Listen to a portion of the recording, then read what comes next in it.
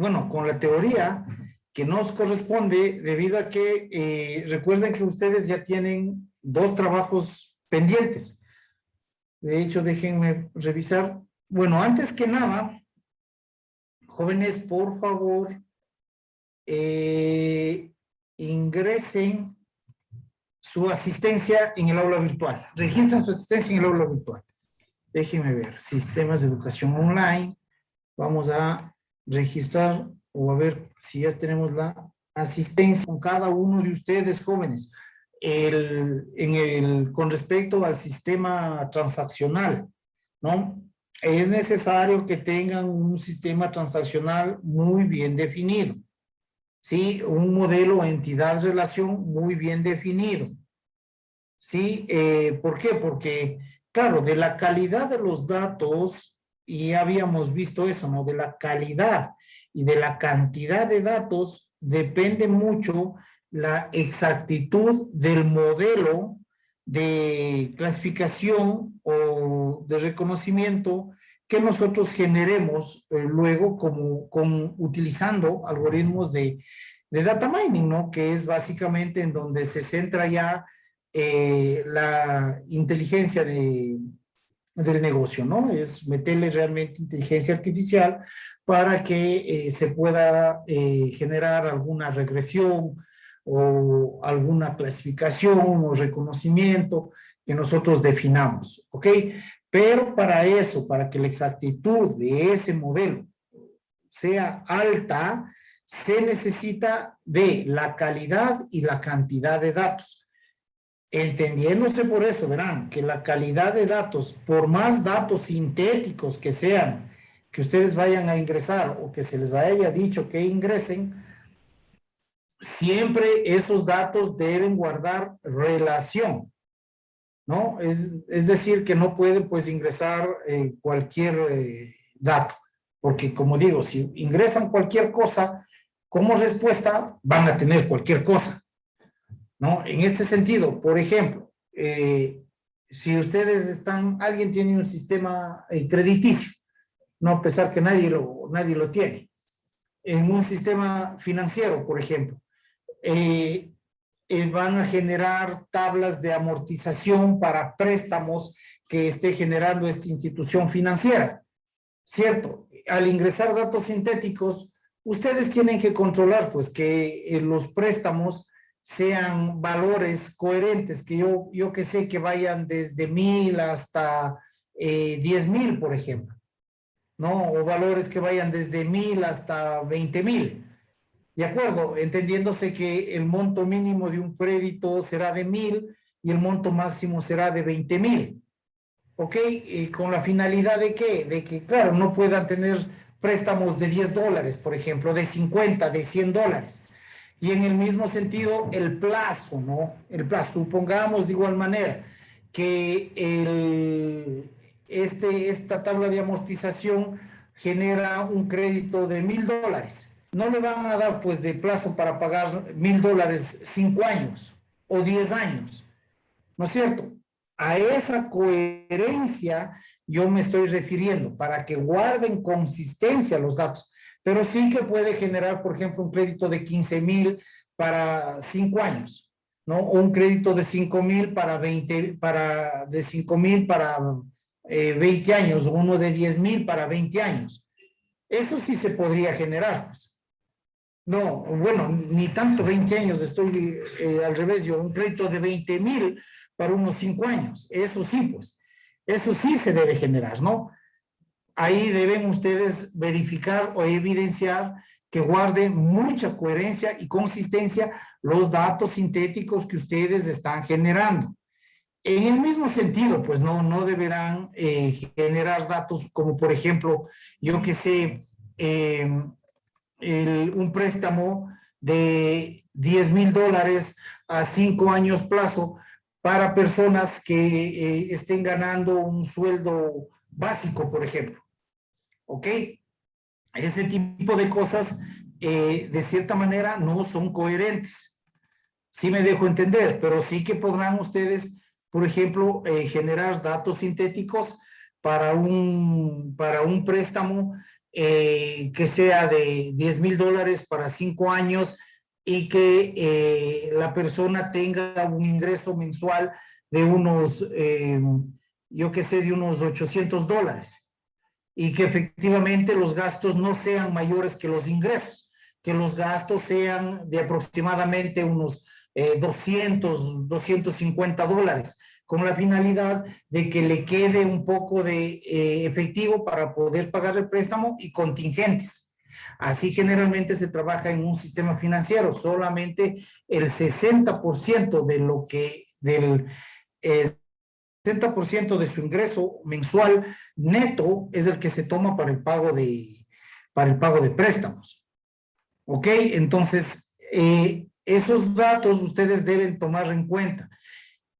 ¿Por qué? Porque la calidad de los datos es importante.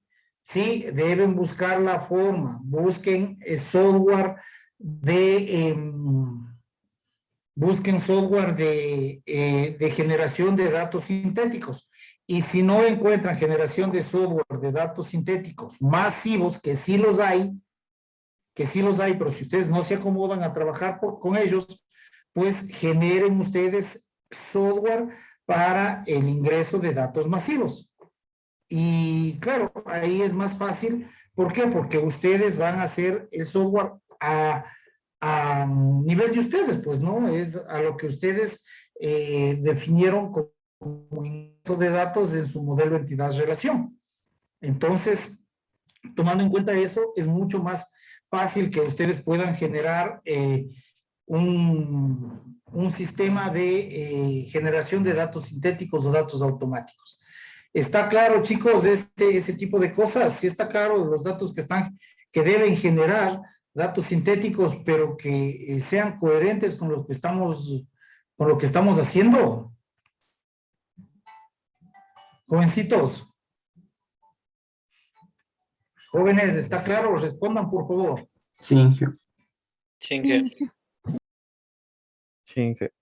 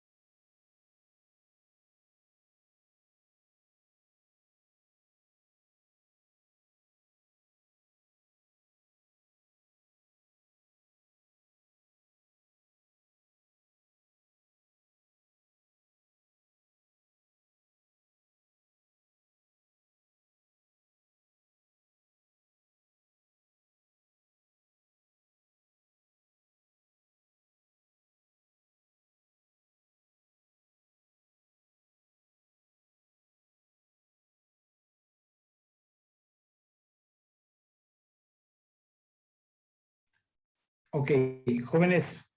Entonces, bien, basado en lo que yo les pregunté y ustedes me respondieron, asumo que básicamente ya todo está claro y entendido, ¿no?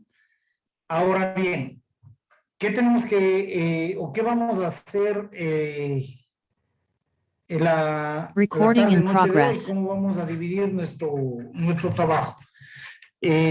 Ok, la primera, bueno, en esta tarde noche veremos los conceptos de ya cómo generar una arquitectura de un data warehouse, ¿ok? cómo generar básicamente la arquitectura, cuáles son los componentes. Dentro de aquello también toparemos un esquema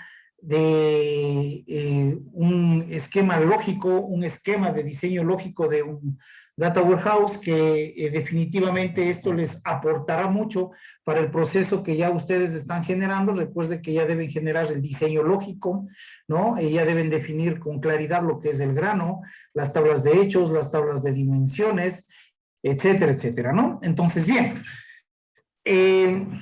hablando de un proceso, o iniciando más bien dicho, esta contextualización, tomando en cuenta un proceso o un sistema transaccional, siempre en un sistema transaccional habrá un número fijo de operaciones, ¿no es cierto? O basado en la información que estos sistemas transaccionales tienen, siempre nosotros estaremos tendientes de generar reportes en función de estos datos. Bien, pero ¿esto a qué nos lleva? A que un sistema transaccional siempre ya tiene procesos completamente definidos, ¿no? Un sistema transaccional siempre ya tiene procesos bien definidos. Sí, ya sabemos exactamente cuáles son los datos que los sistemas van a ingresar, estos datos en qué bases de datos o en qué tablas de estas bases de datos se van a guardar, cuáles son los campos que digamos que el front-end están registrando, ¿cierto?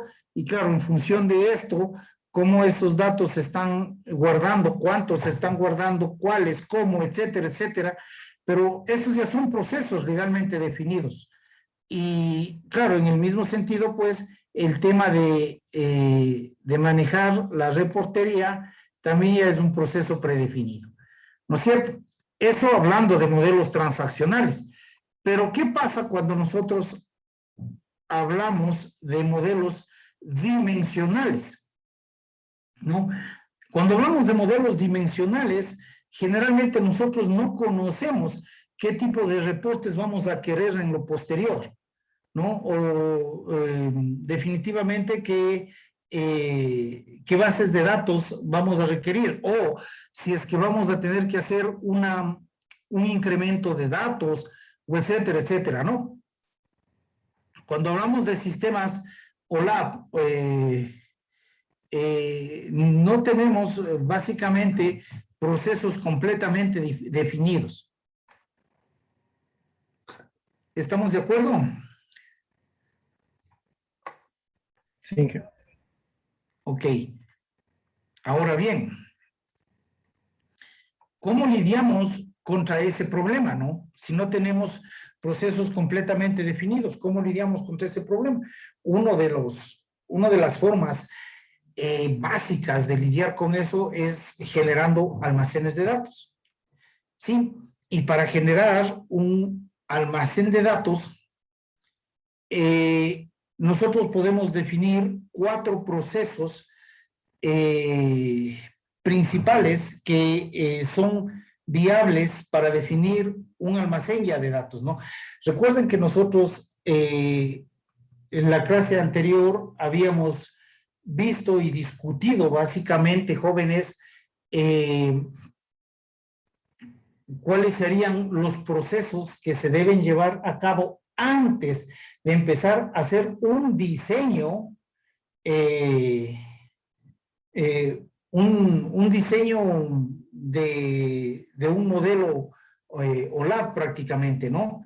De un diseño analítico, ¿ok? Y claro, uno de los principales pasos que debemos generar es extraer los datos importantes de la organización, ¿no? Y para eso era y es muy necesario generar una especie de encuestas, de entrevistas con el personal involucrado, ¿no? Con todo el personal involucrado. En este caso, por ejemplo,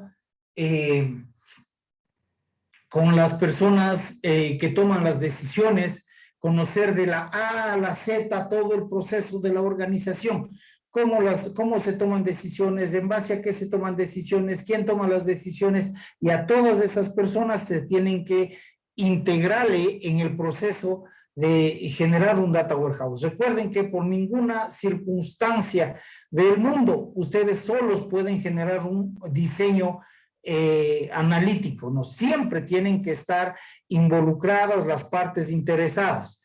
Y adicional a las personas que toman las decisiones, las personas que necesitan de un sistema dimensional y todo, necesitamos integrar también a nuestro equipo de trabajo a los técnicos de datos.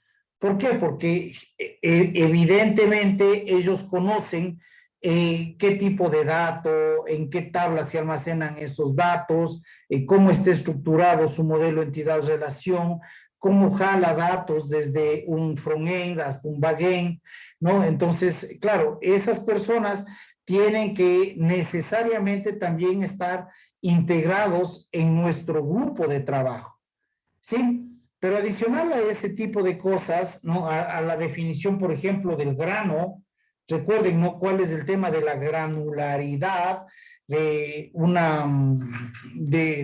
data warehouse, ¿no? Generalmente el grano va a estar asociados a una fila de la transaccionalidad, en la que semánticamente se define qué es lo que esa transacción está generando, ¿no? En el mismo sentido, la tabla de hechos y las tablas de dimensiones, las mencionaremos nuevamente más en lo posterior, en diapositivas posteriores, ¿no?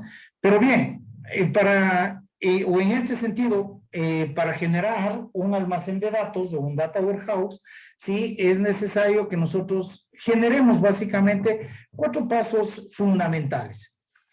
Y el uno es la extracción y carga de datos. ¿Sí? Que en un proceso es que se extraiga y se carguen los datos. Ok, el otro proceso es el limpiado y la transformación de los datos. Otro proceso es que se genere una copia de seguridad de los archivos de datos. Pese a que estos datos nosotros vamos a extraer de bases de datos transaccionales, también se recomienda que se generen copias de seguridad de las bases de datos o de la base de datos que va a estar soportando a nuestro almacén de datos. Sí, y finalmente, pues lógicamente que se extraigan consultas dirigidas hacia fuentes de datos, ¿no? Esto básicamente con una mira a la arquitectura básica de un data warehouse, ¿ok? Entonces, bien, hablaremos del tema de, en la arquitectura, en el punto en el que tengamos que hacer la limpieza, extracción de datos y la limpieza y transformación de datos de una cierta técnica que es necesaria para ingresar los datos a nuestras tablas de hechos y dimensiones, ya con datos limpios, específicos y acordados para que no tengamos inconvenientes el momento de básicamente generar los sistemas de reportería. ¿Ok? Entonces, bien, el proceso de extracción y carga. La extracción de datos toma datos de los sistemas fuente. ¿Cuáles son nuestros sistemas fuentes en este caso? Todos los sistemas transaccionales.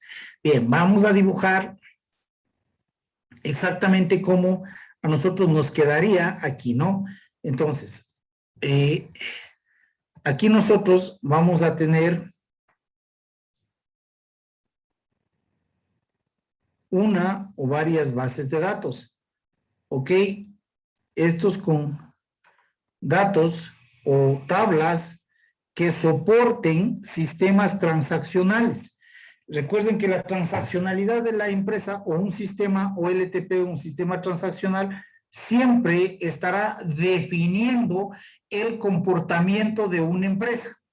Sí, entonces, claro, estos sistemas de aquí estarán soportando, yo qué sé, sistemas web o un paso de el paso de datos o un front-end, ¿no es cierto? Ok, entonces, bien, ¿qué vamos a dibujar acá? Un data warehouse. Ok, entonces, a este data warehouse nosotros le vamos a generar o le vamos a diseñar y a desarrollar sus diferentes tablas. En este caso, tablas de hechos y tablas de dimensión. ¿Ok? ¿Estamos de acuerdo? Entonces, este va a ser el proceso de extracción de datos. Pasar los datos que tenemos aquí, básicamente, ¿ok? A esta base de datos que va a tener acá. Ahora, claro, para realizar eso, nosotros debemos tener un proceso controlado, saber cuándo se inicia la extracción y cómo vamos a hacer la carga de datos, ¿ok? Es decir que ya estamos entrando a un proceso de conceptos más profundos, ya no solamente, claro, el dibujo que esto se denomina extracción de datos, pero ahora sí que sabemos, ahora sí que vamos a saber más bien cuándo nosotros podemos tener un proceso de control, cuándo iniciar la extracción de datos y cuándo y cómo generar la carga de estos datos. ¿Ok? Entonces, bien, el proceso de extracción y carga. ¿Qué dice? Controlando el proceso. Controlar el proceso implica determinar cuándo comenzar la extracción de datos y verificar la coherencia de los datos. ¿Sí? Ok. Nuevamente, en este sentido, estamos hablando de verificar la coherencia de los datos. Por eso dice, ¿no? ¿Cuándo comenzar la extracción de los datos y verificar la coherencia de los datos? El proceso de control asegura que las herramientas, los módulos lógicos y los programas se ejecuten en la secuencia correcta y en el momento correcto.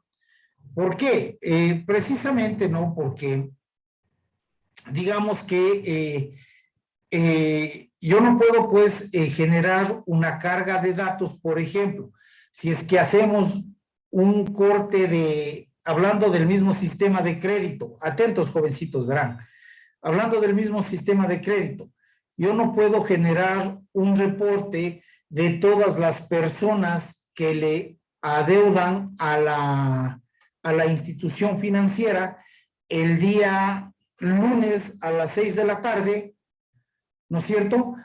Sin incluir los datos que se han generado solamente hasta el día viernes. Por ejemplo, yo no puedo generar ese reporte. ¿Por qué? Porque ese reporte no va a ser coherente.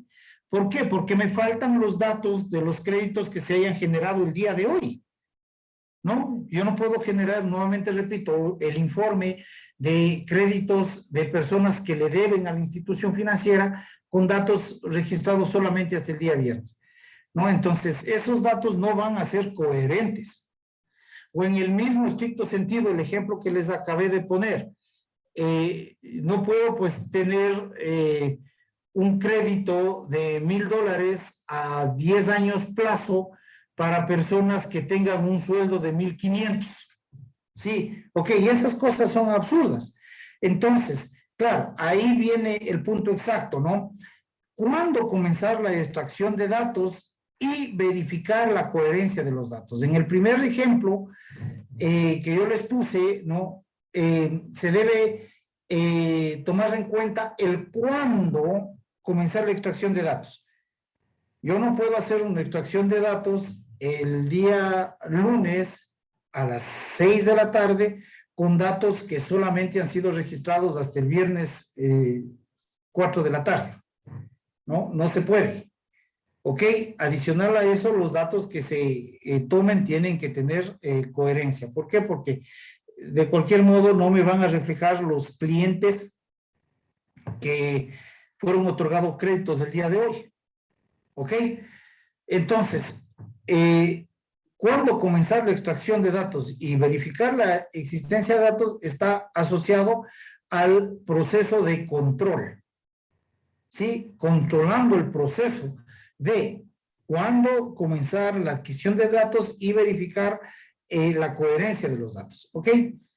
Aquí vemos esto de modo más detallado.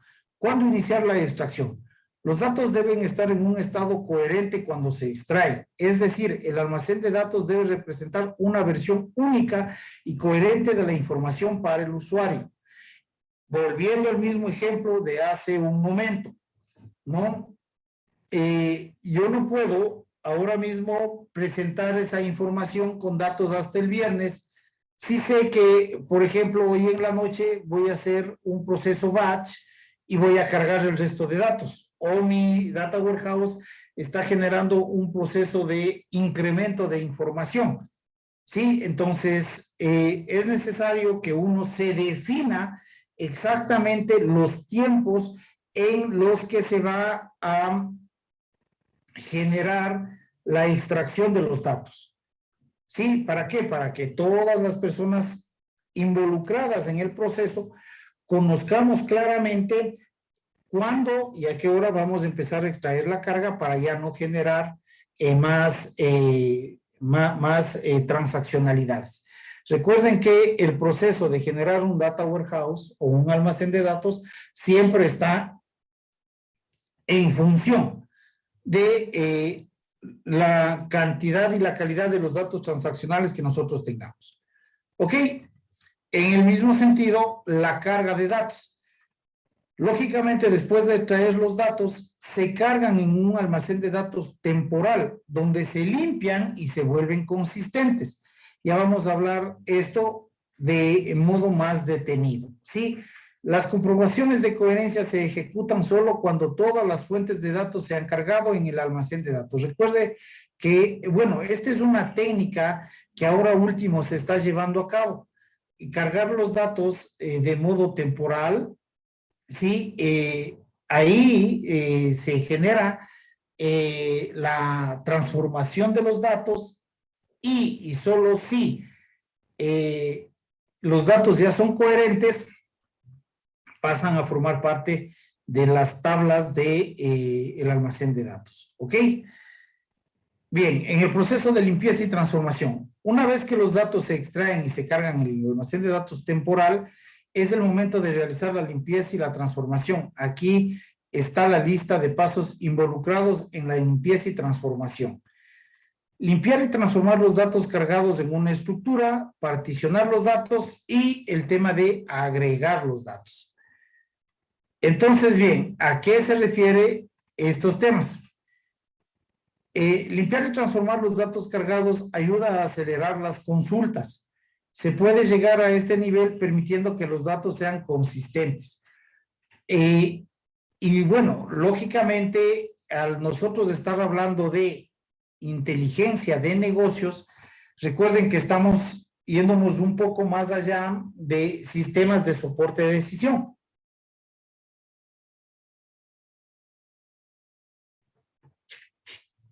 Entonces, no solamente que la limpieza, la transformación de los datos va a definir o a determinar la calidad de los datos, no solamente eso, para la calidad de reportes de soporte de decisión, sino que adicional a eso, cuando nosotros generemos un dataset, debemos tener claro que la calidad de los datos que tengamos van a repercutir mucho en la exactitud de la clasificación o reconocimiento que tengamos del modelo, ¿sí? de data mining, ¿ok? Entonces, ¿qué dicen? No? Se puede llegar a un buen nivel permitiendo que los datos sean consistentes dentro de sí mismo, consistentes con otros datos dentro de la misma fuente de datos, con los datos en otros sistemas fuentes o con los datos existentes presentes en el almacén. Sí, este punto también tómenlo en cuenta. Estos otros puntos ya lo habíamos discutido con los ejemplos que les di de la calidad de los datos, ¿no? Con la coherencia de los datos. Pero adicional a eso, también eso debe ser consistente con los datos ya anteriormente almacenados. ¿Por qué? Porque evidentemente, pues no se puede tener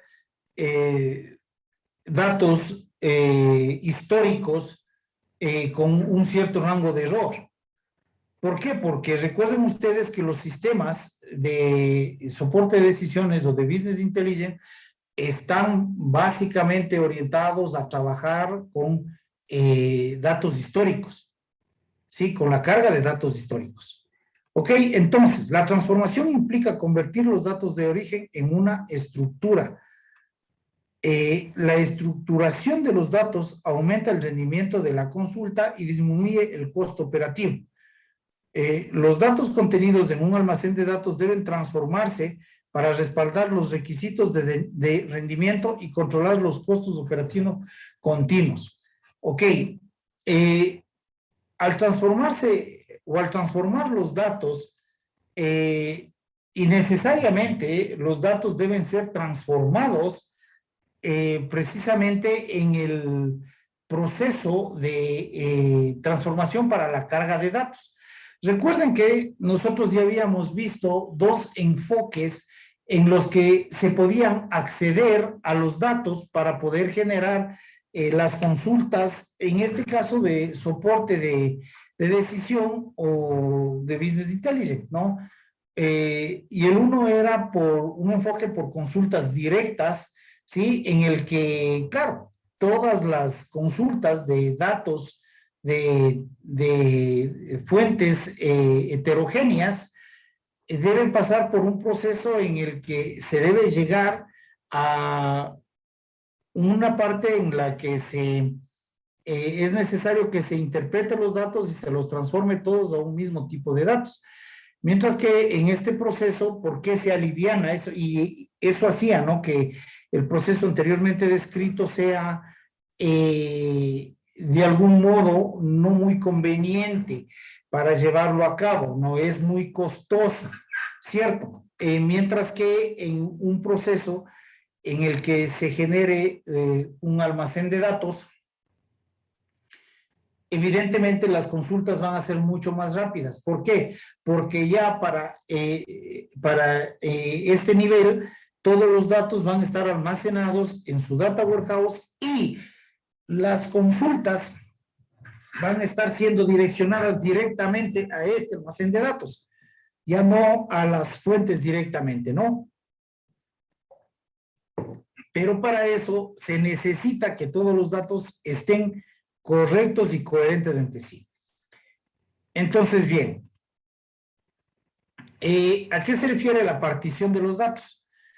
La partición de los datos optimizará el rendimiento del hardware. ¿Por qué? Porque evidentemente no es lo mismo buscar en un registro de, yo qué sé, de 50 millones de datos que en un registro que tenga 100,000 datos. Evidentemente, el rendimiento en un registro que tenga menos datos va a ser mucho más rápido, ¿no? Entonces, claro, ahí es en donde las técnicas difieren. Y una de las técnicas recomendadas para cantidades ingentes de datos precisamente es la partición de los datos.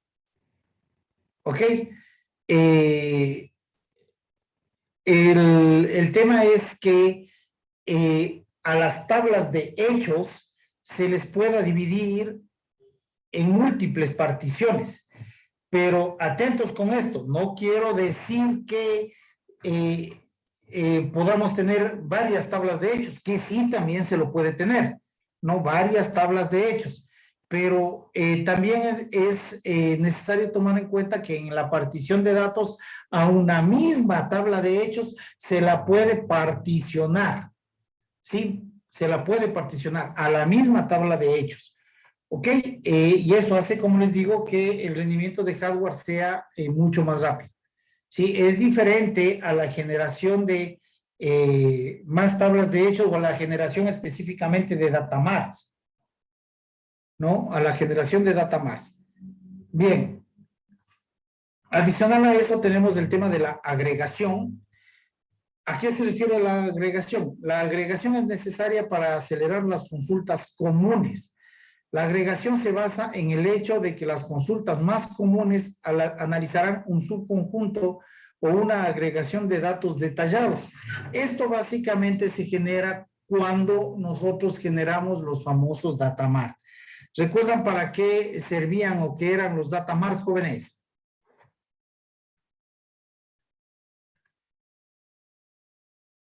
Jóvenes, ¿recuerdan qué eran o para qué servían los data mart? Para extracciones puntuales. Perdón. A ver, uno, por favor. Para Cristian. extracciones puntuales, es decir, para consultas rápidas en departamentos, por ejemplo. Parte sí, Cristian, sí. Estamos mezclando un poquitito el concepto. Un data mart, básicamente, si nosotros decimos que un data warehouse es un gran almacén de datos, un data mart es una despensa de datos, ¿sí? Esa despensa básicamente está orientada a obtener datos específicos para poder entregar a un cierto departamento individual, ¿no? En el que, por ejemplo, nosotros decíamos y le podíamos entregar datos, por ejemplo, al departamento de publicidad, ¿cierto? Para que ellos con esos datos puedan, pues, definir cierta publicidad para poder ofertar nuevos productos o mejores beneficios, yo qué sé. Pero a eso se refiere básicamente un data mart, ¿no? Y el tema de la agregación está íntimamente ligado a los data mart. ¿Ok? Recuerden que otro de los pasos era generar copias de seguridad. Normalmente el tema de la extracción de datos conlleva un proceso costoso, ¿no? ¿Por qué? Porque se tienen que ir leyendo los datos de las bases de datos transaccionales, eso llevará a un proceso de transformación y efectivamente de ahí el rato que ya estamos de acuerdo con el tipo de dato y todo, guardarlos en un almacén de datos. ¿Cierto? Entonces, lo que recomiendan ahora mismo es que se haga un respaldo del almacén de datos. Pese a que se vayan a tener datos duplicados en este caso, es necesario también generar un respaldo de esos datos del almacén de datos. En el momento en que, por ejemplo, yo que sé, se lleguen a dañar los datos o tenga algún problema, lo que sea, es más fácil cargar un respaldo y luego a ese respaldo solamente actualizarlo, a empezar un proceso completo de extracción y transformación para la carga de datos, ¿no? Es un proceso que va a ser más costoso computacionalmente. Y claro, ¿por qué se recomienda esto, jóvenes? Como les digo, ¿no? Ahora mismo nosotros estaremos pensando, ¿cuál es el problema de hacer eso? Pero claro, pensemos en empresas que tienen una gran cantidad de datos, empresas que generan millones de registros al día. Imagínense empezar a hacer un nuevo proceso de extracción, transformación y carga de datos, ¿no? A solamente tener que montar un respaldo. El proceso computacional es súper costoso, asumiendo además que para el proceso de extracción, transformación y carga de datos vamos a ocupar procesamiento, es decir, tiempo de procesamiento, tiempo del procesador y tiempo de consumo de memoria, ¿no es cierto? Y eso es súper costoso a tener en un almacén que ahora podemos tener discos de terabytes, ¿cierto? De terabytes, petabytes, gigabytes o hasta en la nube, podemos tener una ingente cantidad de espacio para poder tener esos respaldos. Entonces, es menos costoso tener datos almacenados a tener que utilizar el procesador y utilizar la memoria, ¿no? En este caso, pues, también lo que se está intentando hacer ahora ya es generar el procesamiento basados en GPUs, ¿no? Para que el procesamiento sea un poco más rápido. Pero de cualquier manera, siempre va a ser menos costoso cargar un respaldo a tener que generar nuevamente una extracción, transformación y carga de datos. Ok, entonces por eso es que ahora mismo se está recomendando altamente generar copias de seguridad de los almacenes de datos. ¿Ok? Bien, ¿cómo se lleva a cabo el proceso de gestión de consultas? En el proceso de gestión de consultas se realizan 5 pasos básicos, ¿no? El primer paso es que se gestiona la consulta. El segundo paso es que ayuda a acelerar el tiempo de la consulta. Me estoy refiriendo a un almacén de datos, ¿no? Tercero es que dirige las consultas a sus fuentes de datos más eficaces. Garantiza a todas las fuentes del sistema que se utilicen de forma más rápida y eficaz. Y finalmente supervisa los perfiles de las consultas reales. Ok, la información generada en este proceso es utilizada por el proceso de gestión del almacén para determinar qué agregaciones generar, ¿sí? Es decir, qué datos poder extraer para poder generar las consultas. Recuerden que ahí vamos a hablar de las tablas de derechos y las tablas de dimensiones. Generalmente las dimensiones son las que le ponen el contexto y debemos definir claramente cuáles son las dimensiones que vamos a incrementar para generar el resto de consultas. ¿Ok? Bien, la información generada en este proceso es utilizada por el proceso de gestión del almacén para determinar qué agregaciones generar. Bien, este proceso generalmente no opera durante la carga regular de información en el almacén de datos, por supuesto. Este proceso de aquí siempre estará definido para una vez que ya tenemos estructurados los datos en nuestro data warehouse. ¿Ok? Bien. También es necesario generar un marco de análisis empresarial. El analista de negocio obtiene la información de los almacenes de datos para medir el desempeño y realizar ajustes críticos con el fin de ganarse a otros titulares del negocio en el mercado. Tener un almacén de datos ofrece las siguientes ventajas, verán. La ventaja de tener un buen almacén de datos. Evidentemente, pues no, nosotros generamos un almacén de datos para poder tener datos a la mano, sobre todo datos históricos, para poder generar probablemente una tendencia de esos datos o yo que sé, alguna predicción sobre esos datos, y eso de ahí me puede ayudar a mí a posicionarme de mejor manera frente a mi competencia. Entonces, esa es una de las grandes ventajas que se busca obtener de la generación de un almacén de datos o de la generación de un data warehouse, ¿no?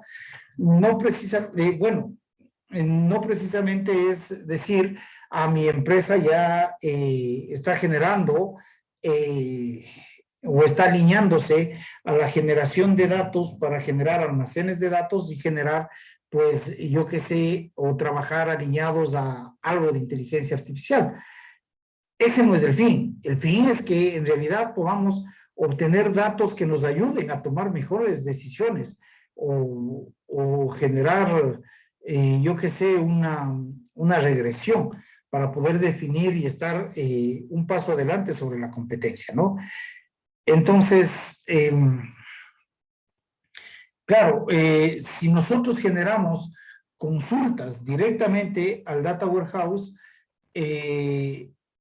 y como habíamos visto y recalcado hace un momento, los tipos de consultas que podemos hacer, ¿no? Si generamos una consulta directo al almacén de datos, evidentemente nosotros vamos a mejorar la productividad de la empresa. ¿Por qué? Porque vamos a tener datos mucho más rápidos y datos sobre todo listos y definidos para un análisis.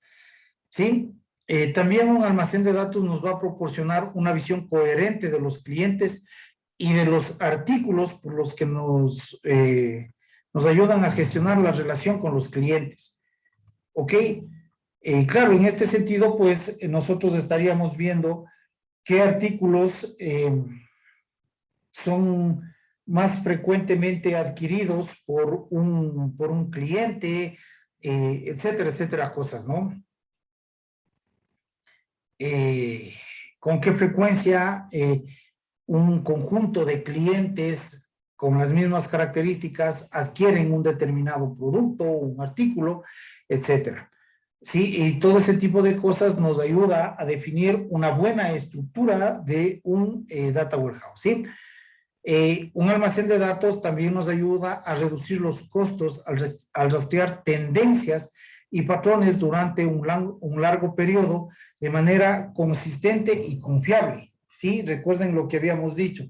Generalmente un almacén de datos o lo que se pretende extraer de un almacén de datos es una tendencia, ¿no?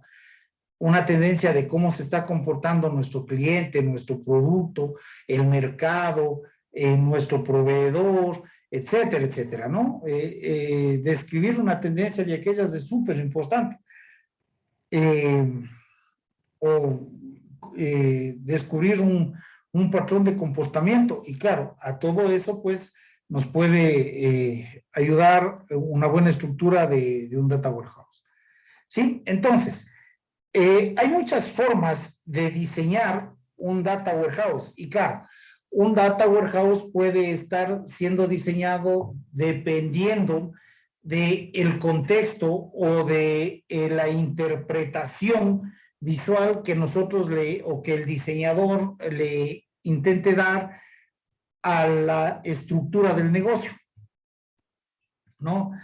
Entonces, bien, lo que dice esto es que para diseñar un almacén de datos eficaz y eficiente, que no es lo mismo, ¿no? Eficaz y eficiente, necesitamos comprender y analizar las necesidades comerciales y construir un marco de análisis comercial. Esto de aquí ya lo hemos dicho muchas veces, siempre estamos girando alrededor de eso, ¿no? ¿Por qué? Porque básicamente un almacén de datos lo que va a hacer es intentar no solo suplir las necesidades de una empresa, sino que ayudar a una organización para la mejor toma de decisiones. Entonces, claro, el diseño de un almacén de datos siempre va a estar girando alrededor de qué es lo que esa organización requiere, ¿no? Entonces, claro, construir el marco comercial es súper importante.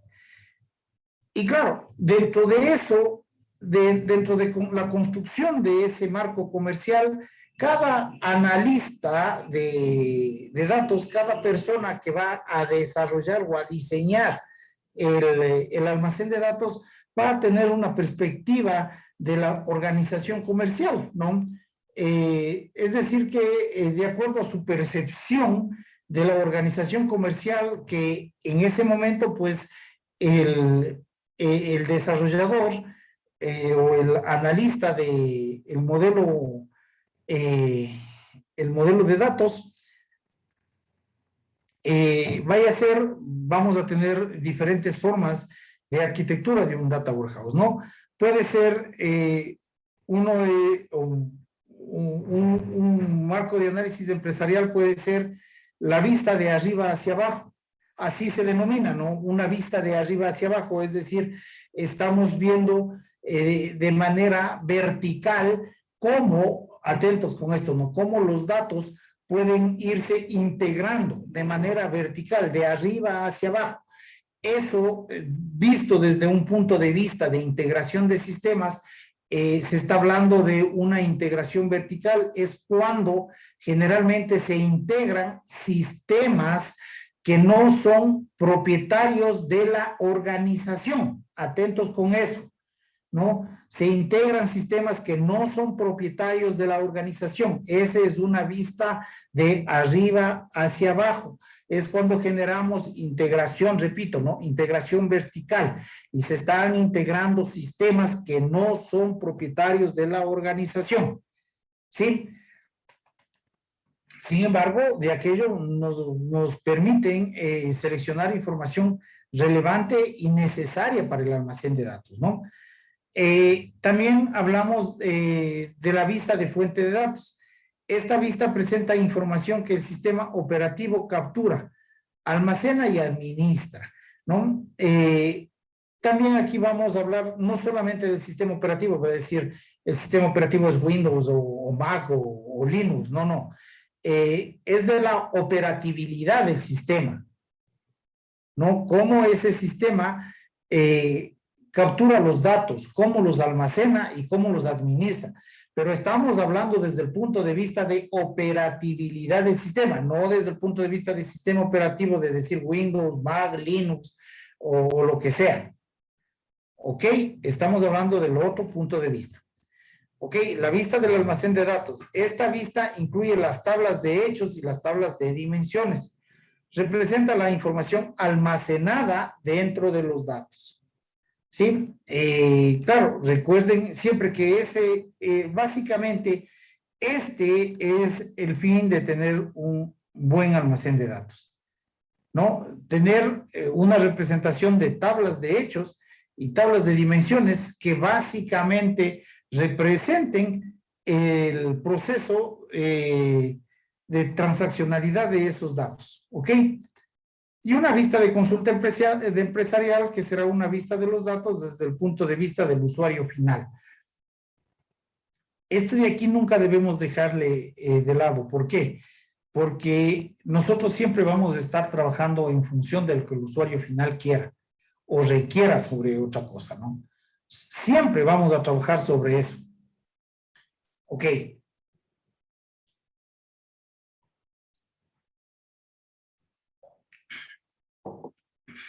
Bien, entonces, dentro de un marco de análisis empresarial, nosotros siempre vamos a tener, o podríamos decir que tendríamos una estructura de un almacén de datos global o general de los que siempre nosotros estamos tomando en cuenta, ¿no? Desde un marco de análisis empresarial, es decir, para un data warehouse para empresas generalizadas, ¿no? Que no necesiten cosas puntuales, sino un diseño, una arquitectura de un diseño de un almacén de datos general para organizaciones que no requieran situaciones particulares. Este esquema siempre estará formado de esta manera. Básicamente, tres capas, ¿no? La fuente de datos o las fuentes de datos, en donde nosotros tendremos sistemas homogéneos o sistemas heterogéneos, ¿no? Y en cada uno de estos sistemas siempre vamos a tener en cuenta que esos sistemas son operacionalmente funcionales, individualmente funcionales, y están procesando datos para lo que realmente ellos fueron creados. Sí, ahora, fíjense que puede ser cualquier tipo de datos, ¿no? En este caso, por ejemplo, representamos fuentes de datos homogéneas y una fuente de datos heterogénea. ¿Ok? Y claro, una siguiente fase es generar básicamente el almacén de datos que estará constituido por los metadatos, no solamente los metadatos, sino la generalización de los datos y el tema de los datos crudos, ¿no? Que es lo que básicamente nosotros estaremos teniendo. Y los usuarios que de alguna manera van a acceder para hacer análisis de datos o para hacer reporte de los datos, en el caso de sistemas soporte de decisiones, o básicamente para generar sobre estos una minería de datos. Ok, entonces para eso, pues este Data Warehouse podrá conformarse de uno o varios datasets para poder ir generando los datasets que se necesitan. Ok, pero bueno, si es que se necesitan, y bueno, en la arquitectura de la generación de un data warehouse, recuerden que hace un momento les decía que es necesario generar una tabla temporal en donde se ejecute la transformación de los datos, ¿sí? Esta que está presentada aquí es la arquitectura precisamente de esa estructura de un data warehouse. Fíjense cómo nosotros tenemos las fuentes de datos, ¿sí? En este punto nosotros tenemos las fuentes de datos, ¿ok? Y antes de que esos datos ingresen a un data warehouse, en esta tabla nosotros realizamos, o esta tabla se va a llamar un área de prueba, básicamente que es en donde se va a generar la transformación de los datos. ¿Ok? En esta tabla de aquí se genera la transformación de los datos. Sí, fíjense cómo los datos de una fuente, de otra fuente y de otra fuente, de otro tipo de dato heterogéneo, supongamos que este y este sean datos homogéneos. ¿Ok? Este es un dato heterogéneo. Estos datos, fíjense cómo van a converger en esta tabla o en esta área que se va a llamar staging area o área de prueba, ¿sí? Aquí se genera la transformación de los datos. Aquí básicamente, verán, jóvenes, se define el tipo de dato, ¿sí? La forma en cómo van a estar esos datos de prueba. Por ejemplo, yo qué sé, en este sistema, ¿no? Ustedes tienen el nombre de una persona, supongamos que en 4 campos, el nombre, primer nombre, segundo nombre, apellido y segundo apellido, ¿ok? Y en este otro sistema tienen solamente en 2 campos, nombres y apellidos, ¿ok? En esta base de datos temporal se van a definir claramente cómo esto de aquí va a estar ingresado en su data warehouse. Se define si va a tener solamente 2 campos, 4 campos o un solo campo, como sea, pero aquí se transforman esos datos. Recuerden que de igual manera, ¿no?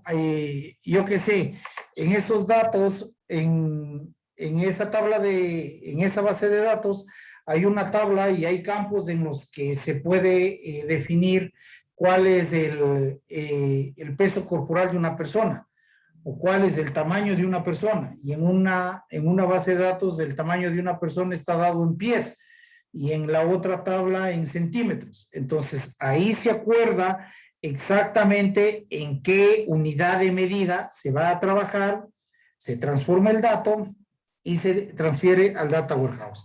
Esto, ¿por qué se genera esto? ¿O por qué ahora último están generando este proceso?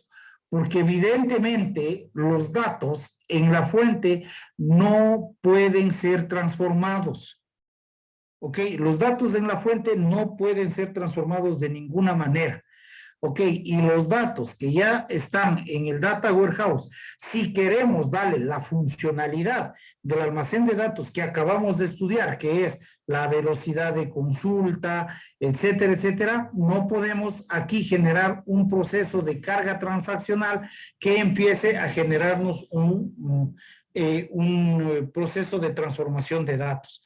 ¿Sí? Aquí los datos ya solamente se los accede para generar análisis o reportes o minería de datos.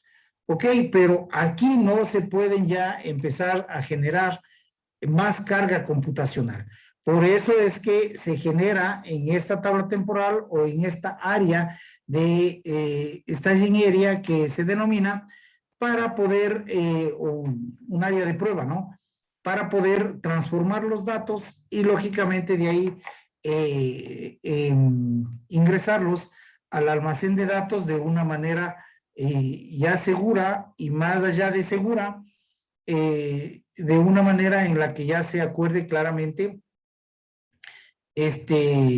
los datos que estén o que vayan a estar ya siendo ingresados al almacén de datos. ¿Sí? Adicional a eso, tenemos otra arquitectura que puede ser generada.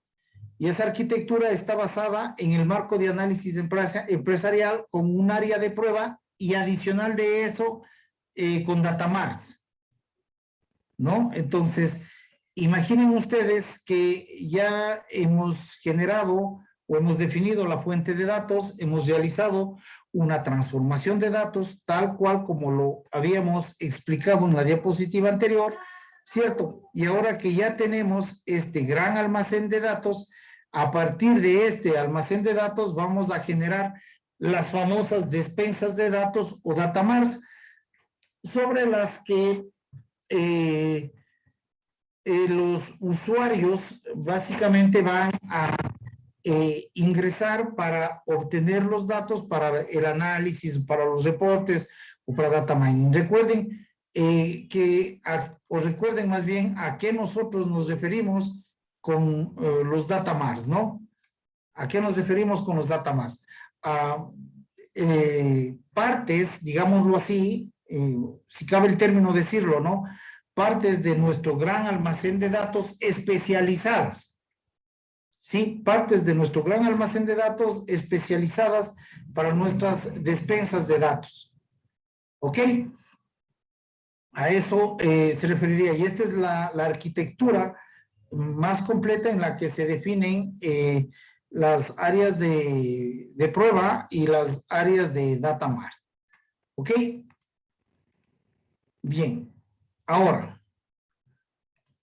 en este sentido, pues nosotros podemos generar, o más allá de generar, visualizar una arquitectura de almacenamiento de datos de 3 niveles. ¿Ok? Generalmente, fíjense, los almacenes de datos adoptan una arquitectura de 3 niveles. ¿Cuáles son estos niveles? Un nivel inferior, un nivel intermedio y un nivel superior. ¿Qué procesos se definen en el nivel inferior? El nivel inferior de la arquitectura es el servidor de base de datos de almacenes atentos, ¿no? El servidor de la base de datos del almacén de datos.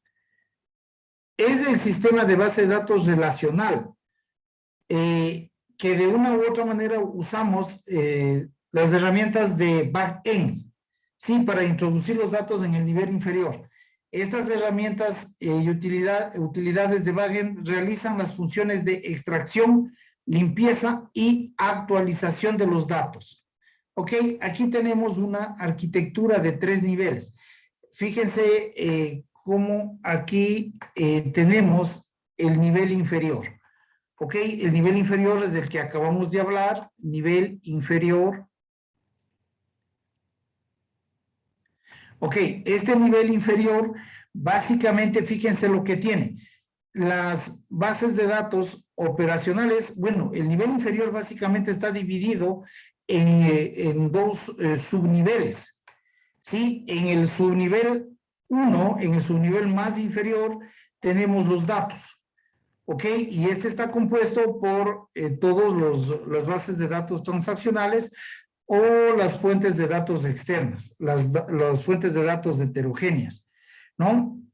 En este proceso, pues, se limpian, se extraen, se transforman los datos, y aquí es donde nosotros vamos a tener la base de datos que soporta a nuestro data warehouse. ¿Ok? Eso es básicamente en el nivel inferior. En el nivel inferior, de la división de abajo tenemos los datos origen, y en el nivel inferior de la arquitectura de 3 capas de un data warehouse, en el nivel 2, hablemos así, nivel 1, nivel 2 de la arquitectura de 3 capas, ¿sí? Lo que tenemos son las bases de datos que soportan el data warehouse. ¿Ok? Y aquí lo dice claramente, ¿no? el sistema de base de datos relacional, usamos las herramientas y utilidades de backend para introducir datos en el nivel inferior. Estas herramientas y utilidades de backend realizan las funciones de extracción, limpieza, carga y actualización de los datos, ¿sí? Ok, en el nivel intermedio, ¿qué es lo que tenemos en esta arquitectura de 3 capas en el nivel intermedio? En el nivel intermedio tenemos los servidores OLAP, ¿no? Que se pueden implementar en cualquiera de las siguientes formas. Pueden implementarse en un sistema, ya sea un MOLAP o un sistema ROLAP. Sí, pero básicamente en la segunda capa o en la capa intermedia están los sistemas OLAP que se generan dentro de un sistema de analítica. Sí, pueden, repito, no puede ser que sea un sistema MOLAP o un sistema ROLAP. ¿A qué se refiere eso? Esto está de más. Ok. Aquí dice, ¿no? Por un ROLAP es un OLAP relacional, no es nada más. Un OLAP, pero es relacional, que es un sistema extendido de la administración de base de datos relacional. Es decir, que voy a tener o tengo más bien dicho, un modelo entidad-relación, tengo una base de datos relacional, pero a esa base de datos relacional se la extiende para hacerle un sistema OLAP, ¿sí? De tipo ROLAP, que es un sistema extendido de una base de datos relacional. Este sistema extendido de la base de datos relacional generalmente lo que hace es mapear las operaciones sobre los datos multidimensionales con operaciones relacionales de estándar, ¿sí? Es decir, que vamos a tener un modelo entidad-relación, ¿cierto? Con nuestras relaciones normales, no uno a muchos, muchos a muchos, etcétera, etcétera. Y en función de eso, claro, para cargar los datos, ¿no? O para más bien generar los datos, cargando los datos para generar una consulta, lo que se intenta generar es un sistema, se intenta tener en cuenta un sistema relacional, es decir, las relaciones que existan entre las tablas de hechos y tablas dimensionales. ¿Ok? En el mismo sentido, también en el nivel intermedio se puede tener un modelo MOLAP, ¿no? Que implementa directamente los datos y operaciones multidimensionales. Y finalmente en el nivel superior, ok, es básicamente la capa del cliente, donde estarán todas las aplicaciones front-end, ¿sí? Esta capa contiene las herramientas de consulta y las herramientas de informes, las herramientas de análisis y las herramientas de minería de datos. En esta capa básicamente es en donde el usuario final puede interactuar, ¿no? Y decir, claro, yo quiero realizar un análisis o un reporte o básicamente quiero generar una minería de datos, ¿sí? Pero esta es la capa básicamente la capa de front-end. Y esta es la arquitectura básica de 3 capas que normalmente se trabajan y claro, cuáles son los componentes que están estructurados o que están formados dentro de esta arquitectura básica de 3 capas, ¿no? Entonces, bien, para diseñar o para llevar a cabo un proceso de arquitectura de un data warehouse es necesario definir un diseño lógico y evidentemente ya un diseño físico, que sería la implementación del diseño lógico, ¿no es cierto? Pero, ¿a qué se refiere un diseño lógico y a qué se refiere un diseño físico? El diseño lógico es el diseño en donde van a estar la parte conceptual y abstracta del diseño, ¿no? Más allá del diseño, de la parte conceptual y abstracta que formará en algún momento su almacén de datos. ¿Ok?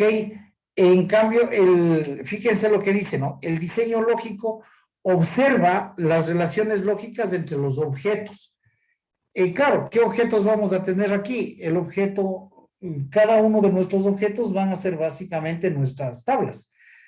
Y claro, si nosotros nos centramos en eso, pues veremos tablas de hechos y tablas de dimensiones, ¿cierto? Y claro, el diseño lógico lo que va a contemplar es básicamente las relaciones que van a contener en nuestro almacén de datos, ¿cierto? Supongamos que, bueno, luego de esto vamos a ver un esquema de tipo estrella que es básicamente el que se utiliza en un análisis dimensional. Adicional a eso dice, ¿no?, que el diseño físico observa la forma más eficaz de almacenar y recuperar los datos. Sí, pero este ya es básicamente el diseño físico. ¿Y por qué está en relación de eso? Porque depende mucho de cómo la lógica se haya generado para que el diseño físico o para que nosotros podamos físicamente acceder a los datos de manera rápida y adecuada. ¿Sí? Listo. Desde una perspectiva de extracción, transformación, carga y copias de seguridad de los datos, ¿no? Ahora bien, el diseño lógico de un almacén de datos, ¿qué contempla, no? El diseño lógico es conceptual y abstracto. Atentos con estos conceptos, jóvenes, que estos conceptos de cierta manera complementan los conceptos que ya habíamos visto la clase anterior, ¿sí? Y que de alguna manera son los conceptos que ustedes tienen que aplicar para poder generar el trabajo que tienen que subir hasta el día miércoles, ¿ok? Entonces, claro, ¿qué es el diseño lógico de un almacén de datos? Que es el que ustedes están generando, ¿no? Un diseño lógico es conceptual y abstracto. En este diseño aún no se ocupa de los detalles de la implementación física, solo se ocupa de definir los tipos de información que usted necesita, ¿no? Recuerden que yo les decía, ¿qué es lo que ustedes al fin del día quieren descubrir, o qué es lo que quieren, o qué patrón es el que ustedes quieren definir o descubrir de alguna manera, ¿no? Entonces, claro, aquí se debe definir absolutamente todo eso. Y claro, para definir o encontrar ese patrón, para poder descubrir una tendencia, es necesario que se defina qué tipos de datos necesitamos para eso. ¿Cierto? Entonces, aquí es en donde se define todo el proceso lógico de los datos. En este sentido, una de las técnicas más utilizadas y más recomendadas es la utilización del modelo entidad-relación, ¿no? Este modelo se utiliza tanto para el modelado transaccional como para el modelado analítico. ¿Sí? ¿Por qué? ¿Por qué es recomendable este modelado? Sí, porque de alguna manera en este modelado o el modelado de entidad-relación implica identificar los aspectos más importantes que en el caso del modelo transaccional se identifica los aspectos más importantes que definen la transaccionalidad del negocio.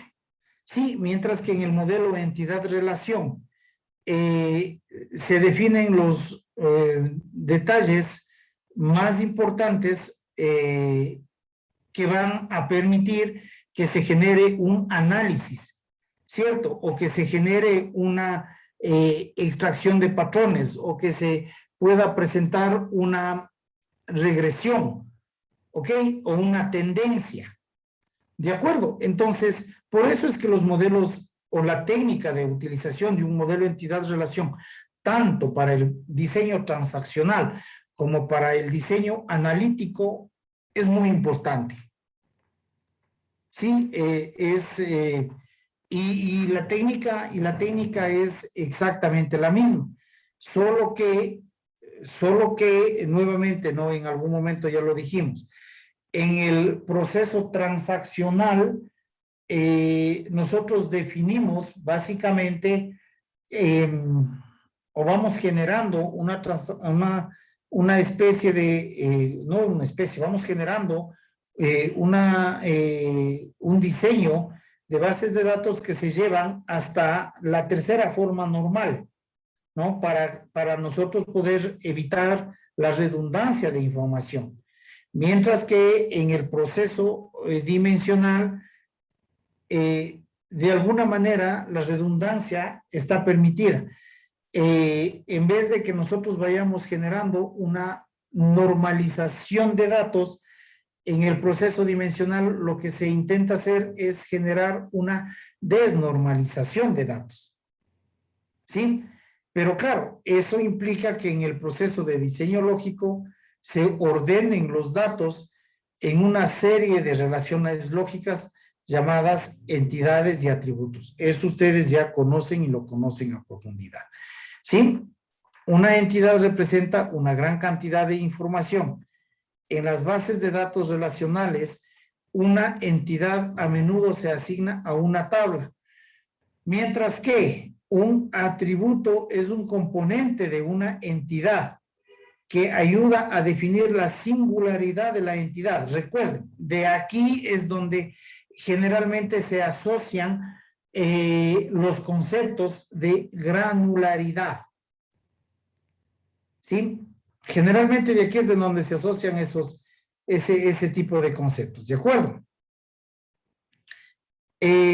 Mientras que, claro, los atributos generalmente se asignan a las columnas, ¿no? Y en este caso, pues, las columnas de un análisis dimensional estarán formando parte de, cada columna formará parte de las dimensiones, ¿no? Una dimensión por columna. ¿Está claro? Bien. Ahora, generalmente lo que nosotros hacemos es un diseño de tipo estrella. ¿Por qué se denomina diseño de tipo estrella? Aquí básicamente ustedes lo pueden ver. Porque vamos a tener una tabla de hechos, ¿sí? Y asociada a la tabla de hechos van a estar las tablas de dimensiones. Entonces, claro, esta forma, de alguna manera, forma una especie de estrella. Y por eso se ha denominado un esquema de tipo estrella. ¿Sí? Entonces, ¿qué dice aquí? Los esquemas en estrella dividen los datos en hechos y dimensiones, ¿no? Fácilmente identificables. Los hechos son las medidas de algún evento, como por ejemplo, una venta. Y normalmente los datos que van a estar en las tablas de hechos son números, ¿no? Recuerden lo que habíamos dicho anteriormente. En las tablas de hechos lo que generalmente está es la métrica, ¿no? ¿Y qué es una métrica? La métrica son medidas claras y concisas de algún evento, ¿cierto? Entonces, en todo caso, si el evento es una venta, en este caso se podrán registrar números que normalmente evidencien que son ventas, ¿no? Mientras que las dimensiones, ¿sí? Son las categorías que se utilizan para identificar los hechos. Nuevamente, ¿no? Las dimensiones son las categorías que se utilizan para evidenciar o identificar los hechos. Recuerden que si un hecho era una venta, generalmente ahí es un número, ¿no es cierto? Pero una dimensión puede ser la fecha, la ubicación, el producto que se venda, pero en la tabla de hechos, esas dimensiones deben estar identificadas generalmente por un número. ¿Ok? El nombre estrella o el nombre esquema en estrella proviene del hecho de que los diagramas de los esquemas suelen mostrar una tabla de hechos central con líneas que las unen a las tablas de dimensiones. por lo que la impresión gráfica es similar a una estrella. Por eso es que se denomina esquema tipo estrella. Pero más allá de eso, lo importante de esto es precisamente identificar qué son los hechos y qué son las dimensiones, ¿no? Ahora bien, las tablas de hechos. ¿Qué son las tablas de hechos? Ya vimos un concepto muy general y abstracto, ¿sí? Pero bien, aquí vamos a definir acerca de las tablas de hechos en los almacenes de datos. Las tablas de hechos tienen datos de medición, ¿ok? Tienen muchas filas, pero normalmente no tienen muchas columnas, atentos, ¿no? Pero sí que tienen muchísimas filas, ¿ok? ¿Por qué? Recuerden que cada una de las filas o cada una de las tuplas lo que intenta hacer es definir una transaccionalidad, ¿sí? En ese sentido, es lógico que si tengo un sistema transaccional que genera miles o cientos de miles, a lo mejor millones de registros al día, en mi tabla de hechos lo que voy a registrar son grandes cantidades de datos, pero no tienen muchas columnas. Generalmente por eso se define una tabla de hechos, ¿no? No tienen muchas columnas. Las columnas básicamente estarán identificando a los conceptos de dimensionalidad, que de alguna manera ya lo vimos anteriormente, y lógicamente las dimensiones son utilizadas para identificar las categorías de las tablas de hechos, ¿no? Entonces, bien, las tablas de datos para una gran empresa pueden contener fácilmente, fíjense aquí está, pueden contener fácilmente miles de millones de filas. Para muchos esquemas en estrella, atentos con esto, ¿no? Para muchos esquemas en estrellas, las tablas de hechos representan más del 90% del espacio total de almacenamiento. Sí, es decir que las tablas de hechos realmente son las que de alguna manera tienen toda la transaccionalidad y definen toda la estructura, bueno, no toda, pero el 90% de la estructura de un almacén de datos. ¿Sí? Una tabla de hechos tiene una clave compuesta formada por las claves primarias de las tablas dimensionales del esquema. ¿Ok? ¿Estamos claros, chicos? Sí. Ok. Bien. Ahora, las tablas de dimensiones. Las tablas de dimensiones proporcionan datos de las categorías para dar contexto a los datos de hechos. Atentos con esto, fijaránse bien. Insisto nuevamente, estos son los conceptos que ustedes deben aplicar para el trabajo que están generando. Las tablas de dimensiones que van a tener, ¿no? O las tablas de dimensiones van a proporcionar datos de las categorías, ¿cierto? Que de una u otra manera le dan un contexto semántico a los datos que van a estar registrados en los hechos. ¿Qué es un contexto semántico? Ya lo habíamos dicho, ¿no? Tienen que verificar si es que lo que se dice que es precisamente está siendo representado. Por ejemplo, si yo digo que voy a representar la dirección, se me ocurre, la dirección de una persona, semánticamente con los datos que las dimensiones me proporcionan y que están registrados en la tabla de hechos, tengo que entender que esa es una dirección. ¿Ok? Entonces, claro, las tablas de dimensiones no hacen nada más allá que proporcionar los datos de las categorías para dar un contexto a los hechos. ¿Ok? Por ejemplo, un esquema de estrella para los datos de ventas tendrán tablas de dimensiones para el producto, la fecha, la ubicación de las ventas, ¿no? Y aquí precisamente está dibujado eso que está aquí, ¿no? Entonces, claro, esas son las tablas de dimensiones. Entonces, las tablas de dimensiones actúan como tablas de consultas o de referencia, porque su información le permite elegir los valores utilizados para restringir sus consultas. Ok, en este sentido, jóvenes, perdón, perdón, en este sentido, cuando nosotros generemos las consultas, generalmente lo que hace que el cubo se parta, ¿sí? Es cuando nosotros vamos ingresando las dimensiones a las consultas, ¿sí? Ahí es en donde entra el contexto que solemos decir, ¿no? Pártale al cubo, ¿sí? ¿Para qué? Para seguir metiendo dimensiones y poder seguir generando algún tipo de consultas, ¿ok? Bien, los valores de muchas tablas de dimensiones pueden cambiar con poca frecuencia. Ok, por ejemplo, una dimensión de geografías que muestra ciudades puede ser bastante estática. Pero cuando los valores de dimensiones cambian, es vital actualizarlos de manera rápida y confiable. ¿Por qué este tipo de cosas? Recuerden que ya habíamos hablado y mucho sobre la consistencia de los datos.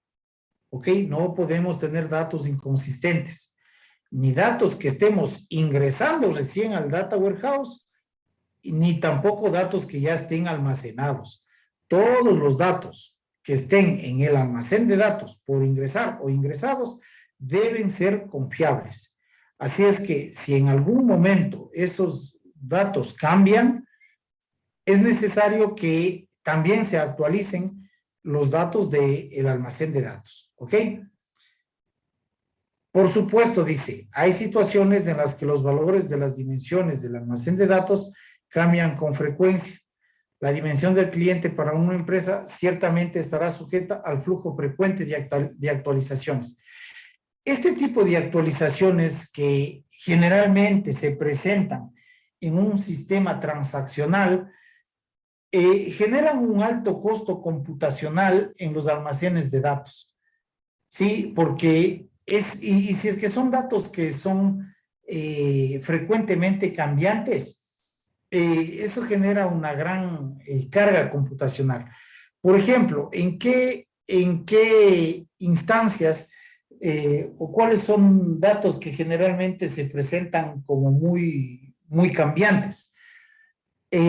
Recuerden el ejemplo que les había yo puesto del sistema del sistema financiero, ¿no? Supongamos que en un día normal, ¿no? Un sistema puede generar, yo que sé, no sé, 20 créditos, ¿sí? Pero créditos generados anteriormente se presentan 100 personas a pagar sus créditos. Ok, entonces fíjense, bueno, y esos son datos realmente irreales, ¿no? O si es que son datos reales, podrán ser datos de alguna entidad financiera muy pequeña. Porque imaginen ustedes en bancos grandes, una transaccionalidad de los bancos como, yo que sé, el Pichinche, el Pacífico, el Produbanco, que generen o generan la transaccionalidad de depósitos y retiros. Imagínense esa alta transaccionalidad que estas entidades tienen. Entonces, evidentemente, esas tablas van a sufrir cambios persistentes. Y claro, ¿por qué eso es necesario? Supongamos que en el primer ejemplo que yo les decía, la generación de créditos y la recuperación de créditos, ustedes quieren generar una tendencia o quieren descubrir un patrón de comportamiento para un determinado tipo de crédito, ¿no? Entendiendo que hay tipos de créditos como créditos hipotecarios, prendarios, etcétera, créditos, ¿no? Claro, ustedes necesariamente tienen que actualizar la transaccionalidad y la analítica o las bases de datos del sistema de analítica. ¿Por qué? Porque si no, no van a tener unos datos muy coherentes, pues no. Ahora, en el mismo sentido, recuerden ustedes que hace un momento veíamos cuándo tenemos que generar esa actualización, con qué frecuencia debemos generar esa actualización. Eso está de acuerdo a un análisis que se pueda generar. Por ejemplo, la actualización de créditos y recuperación puede ser una actualización diaria.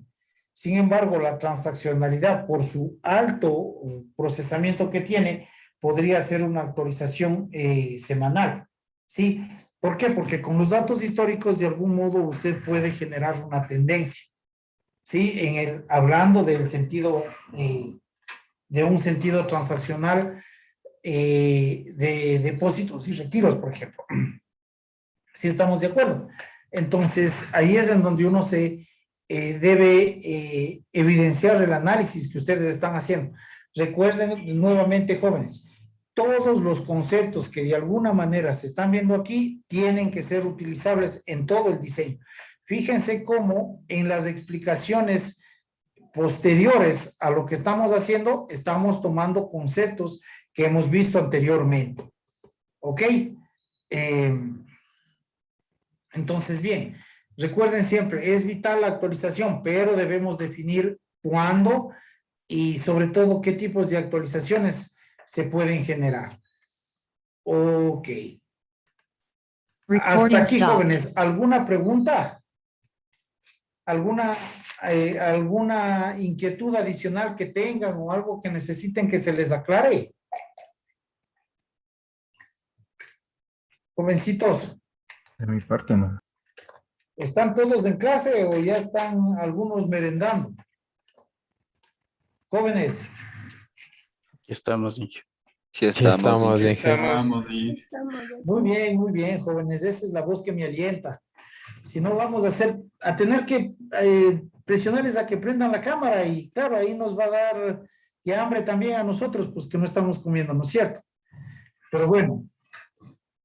Espero, jovencitos, espero que todos estos conceptos en realidad les sirvan y les sirvan de mucho. Puede ser que de cierta manera a ustedes les parezca medio redundante esta información porque debieron ya también haber visto en sistemas de soporte de decisiones.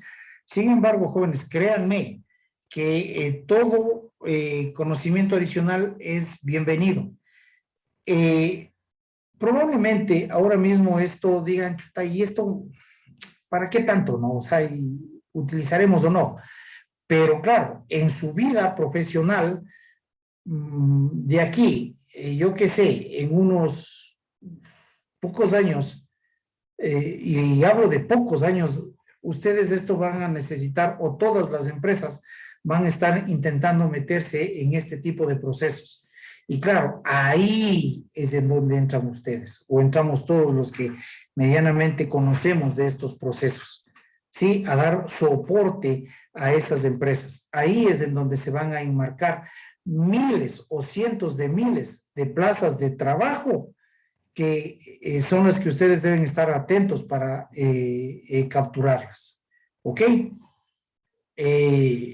Ahora mismo decir, no, yo soy ingeniero de software y claro, salgo de aquí y me pongo a desarrollar software, pese a que firmemente yo creo que es una de las industrias que el país debería apalancar.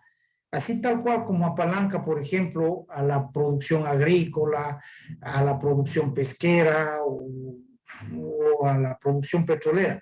Debería apalancar el desarrollo de software.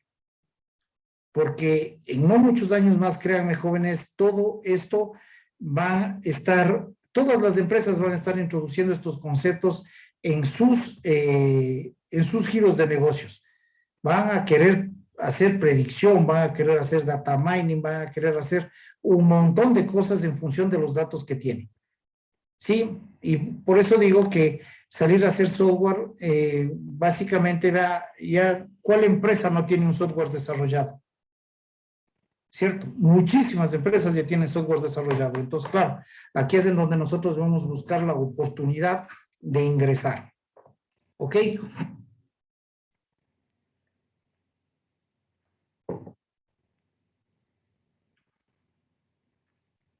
En un segundo me tomo una buchadita de agua que ya estoy desde las 7 de la mañana en clases. Bueno, no constantes, pero de 7 a 10, de 2 a 8, ¿no? Bien. Entonces, podemos, adicional a esto, podemos nosotros tener Recording in progress. modelos de almacenamiento de datos, ¿no? Dentro del proceso de arquitectura del Data Warehouse, nosotros debemos considerar modelos de almacenamiento de datos. Y desde la perspectiva de la arquitectura del almacenamiento de datos, tenemos modelos como almacenes virtuales, mercados de datos o almacenes empresariales, ¿no? Esto relacionado a Data Warehouse virtual, a Data Mart y a Data Warehouse. ¿Qué es un almacén virtual? Un almacén virtual o un Data Warehouse virtual o generado en una nube, generalmente, jóvenes, si es que las consultas son frecuentes y la cantidad de datos que sean, o las actualizaciones, la cantidad de datos que necesiten actualizaciones son frecuentes, un almacén de datos virtual generalmente no es recomendable. ¿Ok? En el mismo sentido, cuando nosotros estemos adquiriendo información, ¿sí? Y cargando esa información a un Data Warehouse, si es que tenemos un Data Warehouse en una nube, generalmente no es muy recomendable. Y digo generalmente no es muy recomendable, jóvenes. No estoy diciendo que no es recomendable. ¿Sí? Ahora, claro, esto sí es recomendable ¿para quién? Para empresas que tengan, por ejemplo, su propia infraestructura de nube, ¿no? Y por eso es que hemos podido ver que grandes empresas como Amazon y todo generan este tipo de procesos con infraestructuras, toda su infraestructura tiene en la nube. Pero claro, hay que definir claramente la arquitectura que estas empresas tienen. Por eso es que digo, ¿no? No es que esto no sea recomendable. Esto es recomendable para empresas que tienen una arquitectura, especialmente de hardware y acceso a datos, inmensamente grande, ¿no? Inmensamente grande. ¿Sí? Ahora, claro, este almacén de datos básicamente virtual, el proceso de diseño lógico y el proceso depende del tipo de almacenamiento virtual que nosotros necesitemos, ¿sí? O de la creación de un Data Warehouse, y dependiendo de el servicio que nosotros contratemos, esto va a ser extremadamente sencillo, porque nosotros nos van a dar el espacio y básicamente toda la infraestructura de apalancamiento. Lo que nosotros deberemos siempre, eso sí, generar es el diseño lógico. Fíjense por qué yo insisto tanto en el diseño lógico y no he insistido tanto en un diseño físico. ¿Por qué? Porque un diseño físico a la larga puede ser contratado. Sí, pero un diseño lógico no puede ser contratado. ¿Por qué? Porque el diseño lógico está girando en función del giro de negocio que nosotros estemos intentando generar con medio de nuestro Data Warehouse. ¿Está claro? Entonces, por eso es que se insiste tanto en el diseño lógico. ¿Ok? Ahora bien, adicional a eso, pues, podemos ver los data marts, ¿no? Que les había dicho. Entonces, ¿cuál es la característica especial de un data mart?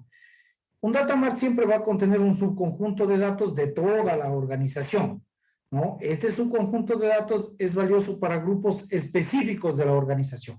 Ya lo habíamos discutido esto. Si es que, por ejemplo, el departamento de ventas necesita datos específicos, entonces se puede generar un data mart para, o más bien un data mart con datos específicos que serán valiosos solo para el departamento de ventas. ¿No es cierto? En el mismo sentido, si es que el departamento de comercialización requiere datos, pues genera un data mart para el departamento de comercialización. En este sentido, el data mart, como se menciona ahí, es un subconjunto de datos de nuestro gran almacén, ¿no? Datos especializados. ¿Ok? Dice, en otras palabras, podemos afirmar que los data marts contienen datos específicos de un grupo en particular. ¿Ok? Fíjense, aquí está el ejemplo de marketing, del departamento de marketing. Y claro, si necesita datos, ¿qué datos necesita? Y entréguele un data mart para el departamento de marketing. ¿Sí? ¿Qué dice aquí? Puntos para recordar acerca de los data marts. Los servidores basados en Windows o Linux se utilizan para implementar data marts. Esto es importante ver, ¿no? Porque la implementación de data marts básicamente ya no requiere de una gran infraestructura. Sí, los data marts pueden ser montados en servidores mucho más pequeños. Sí, servidores normales que utilicen sistemas operativos comerciales, ¿sí? Como Windows, Unix o Linux, ¿sí?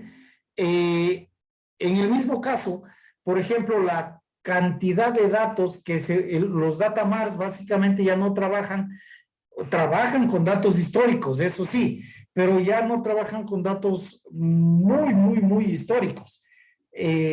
A lo mejor ya no trabajan con datos de años atrás, sino con datos de, yo qué sé, semestres o trimestres de datos, ¿no? Entonces, esa es una de las grandes diferencias de un data mart con un data warehouse, ¿sí? En el mismo sentido, fíjense, el ciclo de vida de un data mart puede ser complejo si es que se genera a un largo plazo, y claro, por eso es que solamente se toman semestres o trimestres o cuatrimestres cuando se hablan de data marts. Sí, no abarcan ingentes cantidades de datos históricos. Y claro, todo esto influye en que los data marts van a ser de tamaño pequeño. ¿Sí? Los data marts son personalizados por departamento, eso ya lo hemos dicho muchas veces. Aquí es algo importante. La fuente de los data marts, la fuente del data mart ya no son las bases de datos transaccionales. La fuente de los data marts son los data warehouse. Es decir, que de un data warehouse se extrae la información específica para formar un data mart. ¿Ok? Y claro, los data marts de cierta manera son muy flexibles. ¿Ok? Y bueno, un data warehouse es todo lo que ya a su debido momento lo habíamos venido diciendo. Es un gran almacén que recopila información de todo tipo, ¿sí? Algo importante que sí hay que tomar en cuenta es que nos proporciona integración de datos. Recuerden que de alguna manera lo habíamos dicho, se puede generar una integración horizontal o una integración vertical. ¿Cuándo generamos integración vertical? Cuando intentamos integrar datos que no son de nuestra misma organización, ¿sí? Entonces, claro, ahí es en donde tiene gran importancia el almacén de datos, aparte de todo lo que ya hemos comentado, ¿no? Esto de aquí ya lo habíamos discutido y nuevamente el mismo tema, ¿no? No son sistemas operativos, sino más bien son la operacionalidad de los sistemas que están trabajando, ¿ok? La cantidad de datos que los data warehouse poseen, estos sí que son grandes. Recuerden, los data marts son pequeños, pero los data warehouse sí que son grandes. Llegan a gigabytes o terabytes de información. Por eso es que en algún momento nosotros decíamos que es necesario tener un proceso adicional, aparte de la extracción, transformación, carga de datos. Se puede tener el proceso de respaldo de datos. ¿Por qué? Porque es mucho menos costoso tener las bases de datos en un respaldo a tener que hacer una carga, una extracción, transformación y carga de datos si es que algo pasare con los datos que estamos teniendo, ¿sí? Entonces, bien.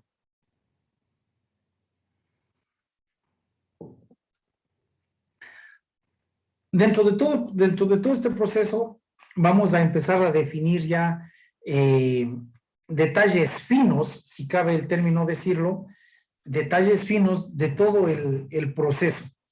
En este sentido, pues, hablaremos del administrador de carga. Este componente realiza las operaciones necesarias para extraer y cargar todo el proceso, ¿sí? El tamaño y la complejidad del administrador de carga varían entre soluciones específicas de un almacén de datos a otro almacén de datos. ¿Sí? ¿Por qué? Porque evidentemente las necesidades no siempre van a ser las mismas. ¿Ok? Entonces, ¿cuál es la arquitectura de un administrador de carga? Fíjense cómo hemos ido definiendo la arquitectura de un data warehouse. Hemos estudiado diferentes arquitecturas técnicas que se pueden llevar a cabo para definir las arquitecturas de un data warehouse. Y claro, ahora, ¿qué es lo que vamos a hacer ya? Definir una arquitectura de un proceso o de un subproceso que se lleva a cabo para generar un data warehouse. Esta arquitectura está definida para el administrador de carga, ¿no? Entonces, claro, ¿qué es lo que hace el administrador de carga? El administrador de carga realiza la función de extraer los datos del sistema fuente, ¿ok? Carga rápida de los datos extraídos en un almacén de datos temporal. Recuerden que de alguna manera nosotros ya definimos esa arquitectura de un data warehouse. Nos carga los datos a una base de datos temporal o a algún almacén de datos temporal, en el que en ese almacén de datos temporal se va a realizar la transformación básicamente de los datos, ¿sí? Y claro, ese es el proceso. ¿Cómo se llamaba esa área? A ver, ¿quién me dice cómo se llamaba esa área? Esa área en donde se mueve el administrador de carga. ¿Cómo se llama? Dentro de la arquitectura de un data warehouse. ¿Cómo se llama esa área? La staging area, o área de espera. Exactamente, el staging area, ¿no? Entonces, ahí es en donde básicamente el administrador de la carga se mueve, ¿cierto? ¿Por qué? Porque ahí se generan todos los procesos que de cierta manera lo habíamos visto, ¿sí? De ahí, el otro proceso de extraer datos de la fuente, los datos se extraen de las bases de datos operativa o de los proveedores de información externos, ¿ok? Esto ya lo hemos hablado muchas veces. Los gateways son los programas de aplicación que se utilizan para extraer datos. Son compatibles con las bases de datos subyacentes y permiten que el programa cliente genere SQLs para que se ejecute en un servidor con conexión a bases de datos abiertas o ODBCs o con conexiones de JDBC, que básicamente estas son los gateways, ¿no? O los ODBC o los JDBC. ¿Por qué esto, jóvenes? Porque, a ver, nosotros hemos hablado muchas veces de que en un almacén de datos se pueden integrar datos de fuentes homogéneas o datos de fuentes heterogéneas, ¿no es cierto? Entonces, claro, cuando vamos a hablar de datos de cualquiera de los datos, sean datos heterogéneos o sean datos homogéneos, siempre vamos a necesitar un gateway para conexión de datos, ¿no es cierto? Y sobre todo, los datos que se van a extraer que nos permitan generar instrucciones de SQL para cargar los datos. Recuerden que yo les había venido diciendo frecuentemente y les decía esto cuando les revisaba el trabajo. Ustedes deben pensar ya no en consultas de SQL. Y digo consultas de SQL cuando están generando ya el modelo dimensional, pero sí que van a utilizar instrucciones o sentencias de SQL para generar la carga de datos, sobre todo la extracción de datos, ¿no es cierto? Entonces, claro, aquí está exactamente ese concepto que lo hemos venido manejando ya, ¿sí? Para generar la extracción y básicamente la extracción y la carga de datos es en donde se utilizarán instrucciones de SQL. Y adicional a eso, se utilizan algo que se denomina gateways, que son básicamente las conexiones para los servidores de bases de datos, ¿ok? Bien. Y aquí tenemos el proceso de carga rápida o transformación de datos simples. ¿Ok? Pero esto ya está asociado a el resto de procesos que básicamente ya de aquí los discutiremos en la siguiente clase. ¿Ok? Recording stopped. Estimo que hasta aquí podríamos culminar ya la clase del día de hoy. Bien, en este punto, jóvenes, no sé si es que alguien tenga alguna duda, alguna inquietud, alguien necesite que se le aclare de alguna manera algo que no esté, algo que esté medio difuso, que no esté tan claro.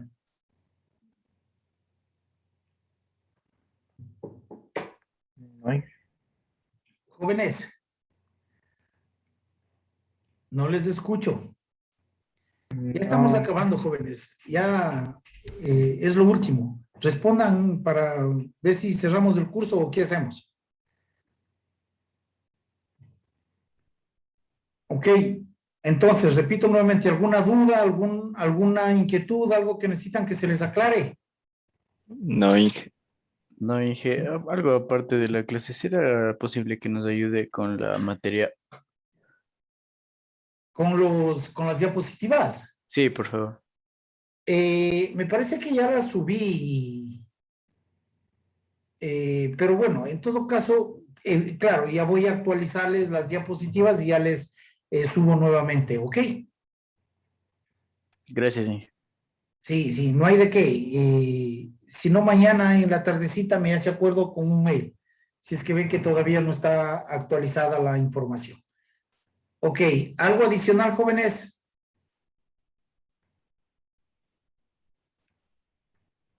Inge, Nada disculpe, más. para el día miércoles es el proyecto en modelo dimensional y el sistema. Sí, señor Barriga, sí, efectivamente. Para el día miércoles es ese tema, ¿no? Yo me supongo que ya debieron haber estado generando y todo, por eso les doy bastante tiempo, ¿no? Para que puedan generar un buen proceso. No tengan que hacer, si es que es para el miércoles a las 5 de la tarde, el miércoles a las 12 del día me pongo a hacer. Y claro, ahí es en donde se generan problemas y los procesos generalmente nunca salen bien, ¿no? Al apuro, nada sale bien. Cuando usted tiene tiempo de hacer un buen análisis, un buen diseño, las cosas siempre saldrán bien. ¿Ok? A ver, ¿hay algo adicional?